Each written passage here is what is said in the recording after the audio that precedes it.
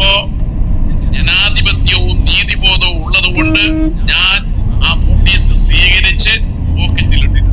ആ ജയിലുകാരോട് പറഞ്ഞേക്കാം, ഒരിക്കൽ കൂടി ഈ ചൂടുകാലത്ത് ജയിലിൽ പോകാൻ ആഗ്രഹിക്കുകയാണ്. അതുകൊണ്ട് നിങ്ങളെ വാർത്താ വിരട്ടലൊന്നും ഞങ്ങളോട് വേണ്ട. സ്വാതന്ത്ര്യത്തിന് വേണ്ടി നടത്തുന്ന സമരത്തിൽ ഏറ്റവും പ്രധാനമാണ് ജീവിക്കാനുള്ള സമരം. അപ്പൊ ജീവിക്കാൻ വേണ്ടിയുള്ള സമരമാണ് ഇവിടെ നടക്കുന്നത്. എനിക്കൊരു നോട്ടീസ് പോലീസ് നൽകിയിട്ടുണ്ടായി. പോലീസിനെ കൊണ്ട് അത് ചെയ്യിച്ചത് കോടതിയാണെന്നറിയാം.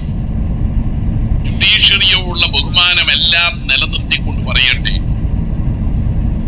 ഇവിടെ ഒരു ഹെഡ് പോസ്റ്റ് ഓഫീസ്, അതിന് മുമ്പിൽ 10,000 പങ്കെടുത്താൽ സ്വാഭാവികമായും ഈ റോഡ് ആകെ ജനങ്ങൾ അണിനിരന്നു കഴിയും.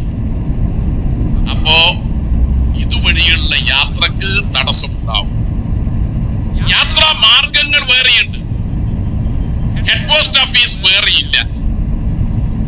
യാത്രാ മാർഗങ്ങൾ മറ്റിടങ്ങളിലേക്ക് ട്രാഫിക് നിയന്ത്രിച്ചുകൊണ്ട് ചെയ്യുക എന്ന നിലപാട് സ്വീകരിക്കുന്നത് എന്തോ പൗരാവകാശ ലംഘനമായിട്ട് ചിലർ വ്യാഖ്യാനിക്കുകയാണ്.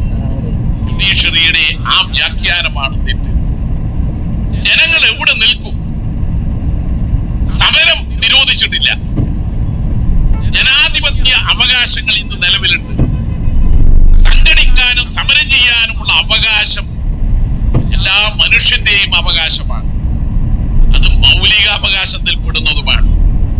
അല്ലെങ്കിൽ ഒരു കോടതി ഉത്തരവ് ഇറക്കിയാൽ മതി. കടലിൽ ഖനനത്തിനുള്ള കേന്ദ്ര ഗവൺമെന്റിന്റെ പുതിയ ഉത്തരവ്, നിയമ ഭേദഗതി, അത് റദ്ദാക്കിയാൽ മതി. ഈ സമരം വേണ്ട. കേരളത്തിന് 73,000 കോടി രൂപ ഈ ഫെബ്രുവരി 1 ബജറ്റിൽ ലഭിക്കേണ്ടതാണ്. കോടതി കേരളത്തിന് 73,000 കോടി രൂപ കൊടുക്കണമെന്നുള്ള ഉത്തരവിറക്കിയാൽ മതി. ആ ഉത്തരവ് ഇറക്കി കേന്ദ്രം ചെയ്താൽ മതി.